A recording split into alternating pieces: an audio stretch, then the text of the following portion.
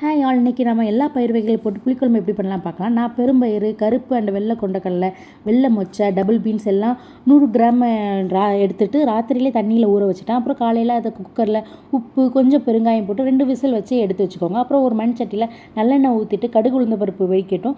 அதுக்கப்புறம் நான் வீட்டில் செஞ்ச புளிக்குழம்பு பவுடர் வந்து ஒரு 3 ஸ்பூன் எண்ணெயில் வதக்கிக்கிறேன். அப்புறம் கொஞ்சம் கருவேப்பிலை போட்டுக்கிறேன். அப்புறம் சின்ன லெமன் சைஸ் புளி கரைச்சி ஊற்றிக்கிறேன். நல்லா கொதித்து வந்ததுக்கப்புறம் கொஞ்சம் ஒரு 2 ஸ்பூன் உப்பு போட்டுக்கிறேன்.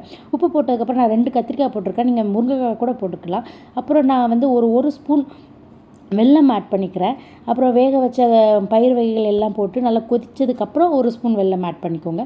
அதுக்கப்புறம் நான் கொஞ்சம் பெருங்காய பவுடரும் போட்டுக்கிறேன். வேணும்னா இந்த இதில் உப்பு காரம் செக் பண்ணிவிட்டு ஆட் பண்ணிக்கோங்க.